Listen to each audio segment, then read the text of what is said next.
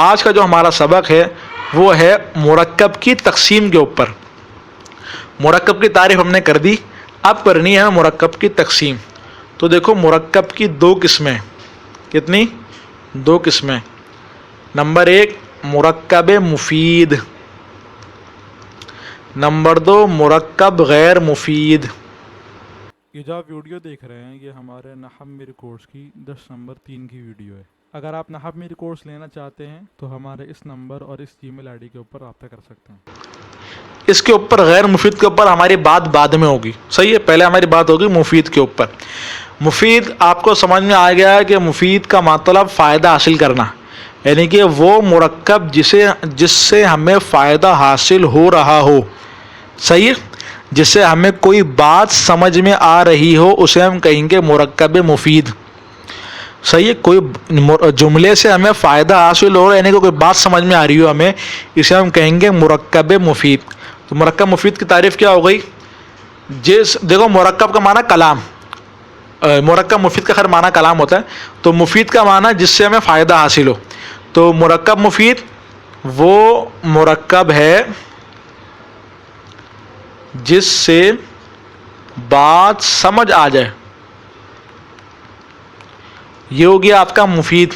اور غیر مفید کیا ہو گیا؟ غیر کا معنی نہیں, غیر کا معنی نہیں. تو اسی تعریف کے اندر اگر آپ یہاں پہ نہیں لگا دو تو کیا تعریف بنے گی؟ وہ مرکب ہے جس سے بات سمجھ نہ آئے, یہ آپ کا مرکب غیر مفید ہو گیا. مرکب مفید کسے کہتے ہیں؟ کہ کسی بھی مرکب سے ہمیں, کسی بھی جملے سے ہمیں بات سمجھ میں آ جائے. مثال دوں گا بات سمجھ میں آ جائے گی, جب تک بندہ مثال نہ دینا بات سمجھ میں نہیں آتی, یہ بات یاد رکھنا. آپ بھی اگر کبھی پڑھا رہے ہو تو جو ہے کوئی بات سمجھا رہے ہو تو اس کے اندر مثال دینا ضروری ہے تاکہ بات سمجھ میں آ جائے. تو مفید اور غیر مفید کی اگر میں نے مثال نہیں دی تو آپ کو مفید اور غیر مفید سمجھانا بہت مشکل ہے, لیکن اگر مثال دے دوں گا تو فوراً سمجھ میں آ جائے گا. آپ دیکھو مثال, جب تک اگر جو ہے وہ اپنا علم الصرف کا جو میں نے کورس کرایا تھا اس کے اندر میں نے ایک بات کری تھی کہ جب تک آپ کو قانون کے بعد مثال معلوم نہ ہو تب تک آپ کو قانون سمجھنا آپ کے لیے بہت مشکل ہے. اور اگر آپ کو مثال دے دی جائے پھر آپ کو قانون سمجھ میں آ سکتا ہے, اور اگر آپ کو 3-4 مثالیں دے دی جائیں تو پھر انشاءاللہ پھر تو آپ کو سمجھ میں آ ہی جائے گا. تو مثال سے بات زیادہ واضح ہو جاتی ہے, لہذا میں مثال دے رہا ہوں مرکب مفید کی بھی اور غیر مفید کی بھی. اب مثال کے طور پہ میں کہوں میری کتاب, ایک جملہ میں یہی کہہ رہا ہوں, صحیح ہے, اور ایک جملہ میں یہی کہہ رہا ہوں میری کتاب گھر پر ہے. اب ذرا مجھے بتاؤ کہ آپ کو فائدہ کس جملے سے حاصل ہو رہا ہے؟ میری کتاب سے تو آپ کو یہی معلوم نہیں ہو رہا کہ میری کتاب ہے یا نہیں, اس سے آپ کو کوئی فائدہ حاصل نہیں ہو رہا. یعنی کہ آپ کو یہی سمجھ میں نہیں آ رہا کہ میں کہنا کیا چاہ رہا ہوں, میری کتاب سے میں کیا بات سمجھانا چاہ رہا ہوں, کہ میری کتاب ہے یا میری کتاب نہیں ہے, یا میری کتاب جو ہے دوست کے پاس ہے, میں کیا سمجھانا چاہ رہا ہوں کہ کچھ سمجھ میں نہیں آ رہا. تو جب مرکب ہو اور اس سے کچھ سمجھ میں نہ آئے اسے ہم کہیں گے مرکب غیر مفید. اور اگر بات سمجھ میں آ جائے, ادھر دیکھو دوسری مثال, میری کتاب گھر پر ہے, تو اس سے آپ کو سمجھ میں آ رہا ہے کہ بھائی میں ہی کہنا چاہ رہا ہوں کہ میری کتاب گھر پر ہے. تو یہ مرکب تو بہت سارے مفردوں سے مل کر بنا ہے, لہذا یہ مرکب مفید ہے کہ ہمیں اس کی بات سمجھ میں آ رہی ہے. ایک اور مثال دیکھو, جیسے کہ میں کہہ رہا ہوں اس کو مارو. اب اس کے اندر آپ کو بات سمجھ میں آ رہی ہے کہ میں آرڈر دے رہا ہوں کہ بھائی اس کو مارو, ایک آپ کو بات سمجھ میں آ رہی ہے, تو یہ مرکب مفید ہو گیا. لیکن اگر میں کہوں 11, میں کہوں 11, آپ بولو کیا 11, کچھ سمجھ میں نہیں آ رہا آپ کو, صحیح ہے. عربی کے اندر کہیں گے جو ہے وہ احد عشرہ,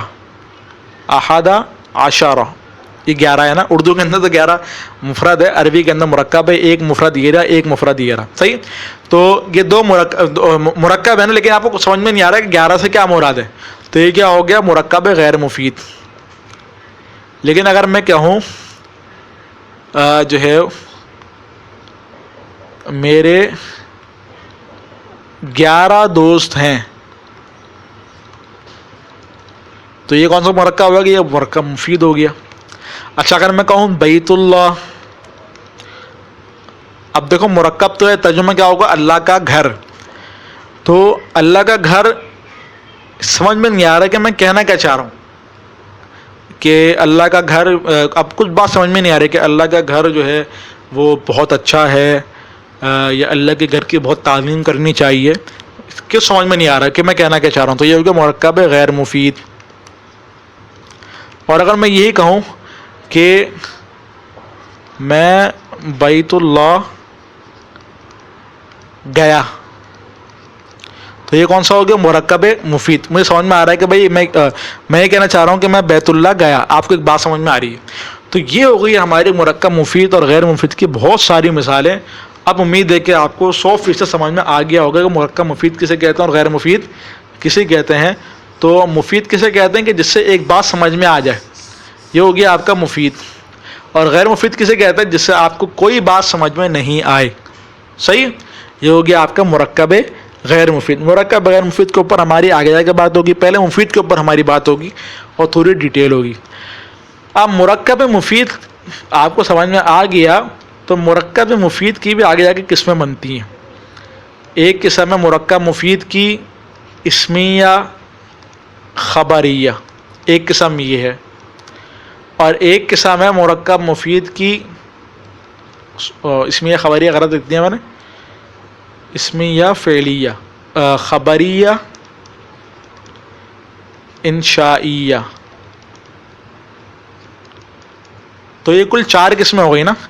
نمبر 1 اسمیہ، نمبر 2 فعلیہ، نمبر 3 خبریہ، نمبر 4 انشائیہ. صحیح؟ اب سب سے پہلے اسمیہ کو سمجھنے سے پہلے آپ یہ سمجھو کہ جب بھی آپ کے سامنے مرکب آئے گا نا، تو مثال کے طور پہ ایک مرکب آپ کے سامنے یہ میں لکھتا ہوں ضرب زید عمرا. صحیح ہے؟ اور اسی طرح میں لکھتا ہوں زید قائم. اسی طرح ایک میں لکھتا ہوں ذالک الکتاب. صحیح ہے؟ یہ میں نے آپ کے سامنے بہت سارے 3 مرکب لکھ دیے نا. اب اگر کسی بھی مرکب کا پہلا جو لفظ ہے، پہلا جو کلمہ ہے، وہ اگر فعل ہو تو اسے ہم کہیں گے جملہ فعلیہ. صحیح؟ اور اگر کسی بھی لفظ کا پہلا جز جو ہے وہ اسم ہو تو ہم اس کو کہیں گے جملہ اسمیہ. صحیح؟ جملہ فعلیہ اور جملہ اسمیہ. ایک بات میں آپ کو بتانا بھول گیا، پہلے وہ بات سمجھو کہ مرکب مفید جو ہے نا، اس کے اور نام بھی ہیں. اس کا ایک نام ہے کلام، اس کا ایک نام ہے تام. یہ نام تو خیر مشہور نہیں ہے، غیر مشہور ہے، چھوڑ دو. یہ کلام ہے. اسی طرح ایک نام ہے اس کا جملہ. صحیح؟ تو عام طور پہ یہ کلام اور جملہ کا لفظ استعمال ہوتا ہے، مفید کا استعمال نہیں ہوتا عام طور پہ. تو اسی طرح میں نے یہاں پہ لکھا ہے جملہ فعلیہ، مرکب فعلیہ.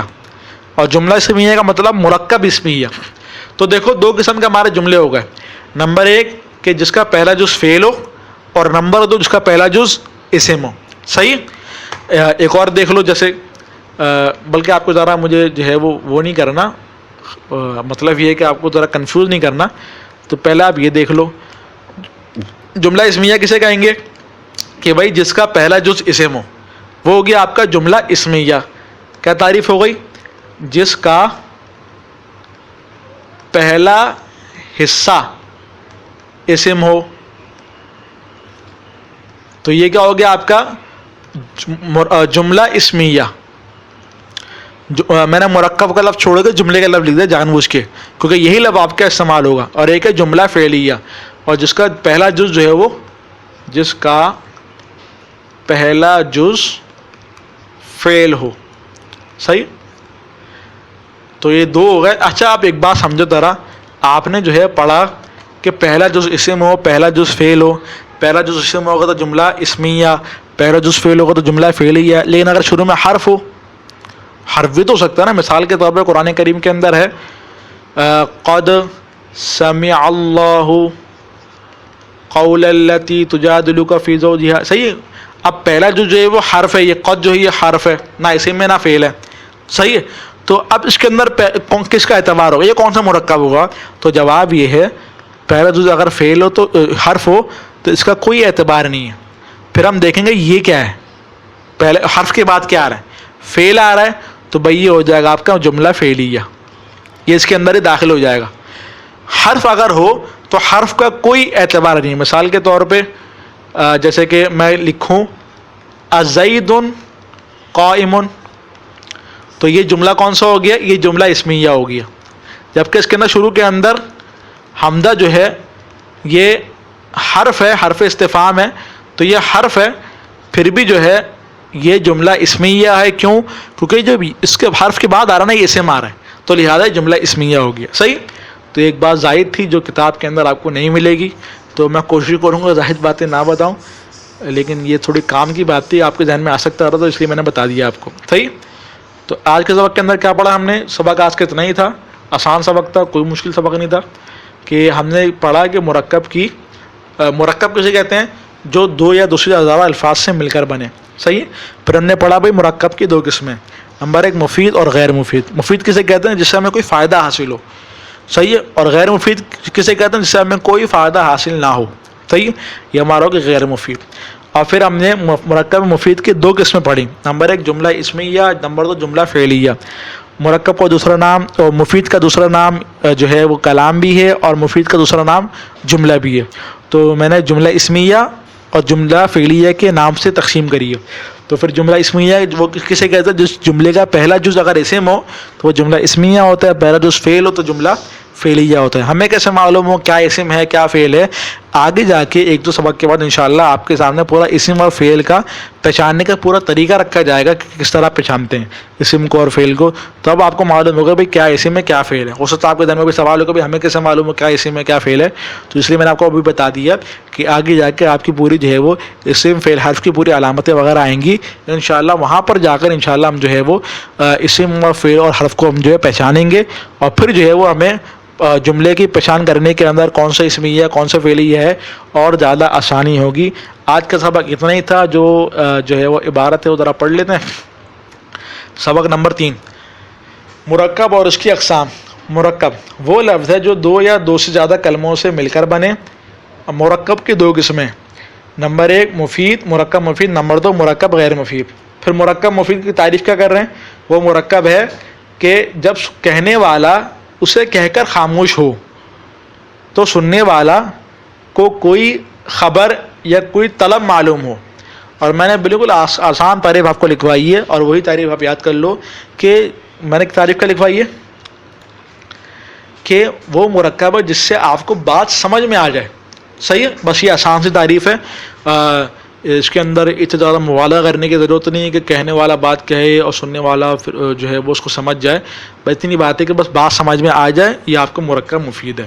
وہ تعریف یاد کرنی ہے, بالکل صحیح تعریف ہے. یہ تعریف بھی صحیح ہے, وہ تعریف بھی صحیح ہے. جون سی یاد کرنی ہے آپ کو کر لو. آسانی کے لیے جو ہے میں کہہ رہا ہوں کہ آپ وہ تعریف یاد کر لو تو آپ کے لیے بہتر ہوگا. وہ آپ کو یاد بھی رہے گی, یہ آپ کو جلدی یاد نہیں رہے گی, اور جو ہے وہ آپ بھول جاؤ گے. اچھا, جیسے زید عالم, زید جاننے والا ہے. آپ دیکھو ہمیں اس کے اندر خبر معلوم ہو رہی ہے کہ بھائی زید جو ہے یہ عالم آدمی ہے, یہ جاننے والا ہے. صحیح. اور طلب کی مثال جیسے کہ اضرب, تم مارو. اب یہاں پہ آرڈر دیا جا رہا ہے کہ تم مارو. ایک بات سمجھ میں آ رہی ہے کہ ہمیں آرڈر مل رہا ہے کہ تم مارو. اچھا, اس کو جملہ اور کلام بھی کہتے ہیں. پھر جملے کی دو قسمیں کری ہیں انہوں نے, جملہ اسمیہ اور جملہ خبریہ, جملہ انشائیہ. صحیح ہے. اچھا, اب دیکھو ہم نے ڈائریکٹ جو ہے وہ ہم نے جملے کی دو قسمیں بنائی تھیں, نمبر ایک جملہ اسمیہ فعلیہ اور نمبر دو جملہ خبریہ انشائیہ. انہوں نے خالی سنگل قسم بنائی ہے جملہ خبریہ اور انشائیہ, یعنی کہ انہوں نے جو ہے وہ کیا یہ ہے کہ اسمیہ جو ہے نا اسمیہ اور فعلیہ کو خبریہ کے تحت رکھا ہے. اسمیہ اور فعلیہ کو خبریہ کے تحت تقسیم بنائی ہے. اور ہم نے کیا کیا, ہم نے دونوں کو الگ الگ تقسیم بنائی ہے کہ اسمیہ الگ قسم ہے اور فعلیہ الگ قسم ہے. اور بہتر جو میں نے بنائی ہے نا وہی ہے. اس کی وجہ یہ ہے کہ آپ آگے جا کے ترکیب کرو گے نا. اب مثال کے طور پہ جو ہے ابھی آپ کو میں سمجھا بھی نہیں سکتا کیونکہ آپ نے جو ہے وہ انشائیہ وغیرہ نہیں پڑھا, تو بہرحال آپ تقسیم اسی طرح یاد کر لو جو میں نے آپ کو لکھوائی ہے، بہتر یہ ہے، اور اس طرح کرو گے تو جو ہے وہ آپ کو آگے جا کے مشکل ہو جائے گی۔ تو ابھی دیکھو ذرا خبری کی تعریف کیا لکھی ہے، وہ جملہ ہے جس کے کہنے والے کو سچا یا جھوٹا کہہ سکیں۔ میں نے ابھی آپ کو خبریے کی تعریف نہیں پڑھائی، میں انشاءاللہ اگلے سبق کے اندر پڑھاؤں گا، تو ابھی یہ میں نے خبریے کی تعریف نہیں پڑھائی تو اس کو میں نے ڈیفائن بھی نہیں کروں گا زیادہ آگے۔ جملہ خبریہ کے دو قسم ہیں، نمبر 1 اسمیہ، نمبر 2 فعلیہ۔ جملہ اسمیہ کسے کہتے ہیں؟ وہ جملہ ہے جس کا پہلا جز اسم ہو، جیسے کہ زید عالم، اور زید جاننے والا ہے، اس کا پہلا جز مسند الیہ ہوتا ہے، اس کو مبتدا کہتے ہیں۔ یہ بات میں نے آپ کو نہیں بتائی، ابھی میں آپ کو بتا دیتا ہوں، میں جو ہے ابھی کر دیتے ہیں آپ کو یہ بات بھی۔ جملہ اسمیہ کے اندر جو ہے نا، جملہ اسمیہ کے اندر یہاں پر جملہ اسمیہ کے اندر جو ہے وہ دو جز ہوتے ہیں، جملے کے جو ہیں وہ دراصل دو جز ہوتے ہیں جملہ اسمیہ کے اندر۔ ایک جز ہوتا ہے مبتدا، اس کا ایک اور نام ہے مسند الیہ، اس کا ایک اور نام ہے، مل کے چلو یہ نام کافی ہے، مسند الیہ، اور دوسرا جز اسے کہتے ہیں ہم خبر۔ تو یہ جملہ اسمیہ کے دو جز ہیں، نمبر 1 مبتدا، نمبر 2 خبر، اس کا دوسرا نام ہے مسند۔ صحیح، میں نے ان کو ملایا، میں نے لکھا زید عالم ہے۔ صحیح، اس کے اندر میں نے کیا کیا ہے؟ اس کے اندر میں نے کیا یہ ہے، عالم ہونے کی جو نسبت ہے نا، یعنی کہ عالم ہونے کا جو حکم ہے وہ میں نے زید کے اوپر لگایا ہے کہ زید عالم ہے۔ عالم ہونے کا جو حکم ہے، عالم ہونا، یہ میں نے اس کا جو حکم ہے یہ میں نے زید کے اوپر لگایا ہے کہ بھائی زید عالم ہے۔ صحیح ہے، تو جو حکم ہوتا ہے نا، جو حکم ہوتا ہے اسے ہم کہیں گے خبر، یعنی کہ مسند، اور جس کے اوپر حکم لگاتے ہیں نا اسے ہم کہیں گے مسند الیہ، یعنی کہ مبتدا۔ صحیح ہے، دو باتیں ہو گئیں۔ ایک اور مثال سمجھو، مثال کے طور پہ تم امیر ہو، تو دیکھو یہاں پہ امیر ہونا یہ ایک حکم ہے، یہ میں نے تم کے اوپر لگا دیا کہ تم امیر ہو، تو تم کو ہم کہیں گے مبتدا، اور امیر ہونا کیونکہ ایک حکم ہے، ایک سمجھ لو خبر ہے، تو ہم اس کو کہیں گے خبر۔ صحیح ہے، اچھا اسناد کسے کہتے ہیں؟ اسناد کہتے ہیں جو ہمارے سامنے مختلف قسم کے الفاظ ہوتے ہیں نا، مختلف قسم کے الفاظ ان کو ہم جوڑتے ہیں، تو اس جوڑنے کو ہم کہتے ہیں اسناد۔ صحیح ہے، ہمارے سامنے زید ہے، عالم ہے، یہ دو لفظ ہیں، اس کو ہم نے جوڑ دیا تو ہم نے کہا زید عالم، تو یہ جوڑنا ہے نا اسے ہم کہیں گے اسناد۔ صحیح ہے، اور پھر جوڑا کس طرح ہے؟ ہم نے عالم کو زید کے پاس لا کر جوڑا ہے، عالم کو زید کے پاس لا کر جوڑا ہے، تو جس کو جوڑا ہے نا وہ ہوگا مسند، اور جس کے ساتھ جوڑا ہے وہ ہوگا مسند الیہ۔ تو میں نے عالم کو زید کے ساتھ جوڑا ہے تو عالم جو ہوگا وہ مسند ہوگا، اور زید کے ساتھ جوڑا ہے تو زید ہوگا مسند الیہ۔ صحیح، تو اسناد کسے کہتے ہیں؟ کہ جب ہمارے سامنے مختلف قسم کے الفاظ ہوتے ہیں، ہم ان الفاظ کو جوڑتے ہیں تو اس جوڑنے کو اسناد کہتے ہیں، اور جب ایک لفظ کو دوسرے لفظ کے ساتھ جوڑا جاتا ہے تو جس لفظ کو جوڑا جائے اس کو ہم کہیں گے مسند، اور جس کے ساتھ جوڑا جائے اسے ہم کہیں گے مسند الیہ۔ صحیح، اور ان کا دوسرا نام مبتدا خبر میں نے آپ کے سامنے لکھ دیا۔ صحیح، زید نے مارا، اب دیکھو اس کے اندر جو ہے عربی کے اندر کہیں گے ضرب زید۔ صحیح، اب دیکھو ذرا اس کے اندر ہم نے مارنے کا جو حکم ہے، مارنے کا جو فعل ہے، مارنے کا جو کام ہے وہ ہم نے زید کے ساتھ لگایا ہے کہ زید نے یہ کام کیا ہے۔ صحیح ہے، زید نے یہ کام کیا ہے، تو زید ہوگا ہمارے سامنے مسند الیہ، اور مارنا کیا ہوگا؟ یہ ہمارے سامنے ہوگا مسند۔ صحیح، تو یہ آگے سمجھنے میں مسند اور مسند الیہ سمجھایا، امید ہے کہ سمجھ میں آ گیا ہوگا۔ یہ تھوڑا مشکل تھا کیونکہ یہ الفاظ بھی ہمارے اردو کے اندر عام طور پہ استعمال نہیں ہوتے، تو لہذا اب ذرا دیکھ لو، یہ تو جملہ اسمیہ جس کا پہلا جز اسم ہو، جیسے کہ زید عالم، اس کا پہلا جز مسند الیہ ہوتا ہے، جس کا نام ہم نے کہا تھا مبتدا ہے، اس کو یہی لکھا ہے کہ اس کو مبتدا کہتے ہیں۔ دوسرا جز مسند ہوتا ہے، اس کو خبر کہتے ہیں۔ اور ایک اور میں نے لفظ استعمال کیا تھا اسناد۔ اسناد کسے کہتے ہیں؟ جب دو جملوں کو ہمارے سامنے مختلف قسم کے حروف ہیں، ان حروف کو ہم نے ایک جملے کی شکل دینی ہے، تو ان دونوں کو ملانے کو کہتے ہیں اسناد۔ صحیح، ان دونوں جملوں کو ملانے کو ہم کہیں گے، کیا کہیں گے؟ اسناد۔ صحیح، تو یہ ہمارا آج کا سبق تھا۔ اس سبق کے اندر ہم نے جملہ خبریہ ابھی نہیں پڑھا، جملہ خبریہ ہم آگے جا کے پڑھیں گے، سبق نمبر انشاءاللہ 4 کے اندر انشاءاللہ آ جائے گا، نہیں بلکہ سبق نمبر 5 کے اندر آئے گا۔ صحیح، جملہ خبریہ اور انشائیہ ہم انشاءاللہ سبق نمبر 5 کے اندر پڑھیں گے۔ امید ہے کہ سمجھ میں آ گیا ہوگا۔ وآخر دعوانا الحمدللہ رب العالمین۔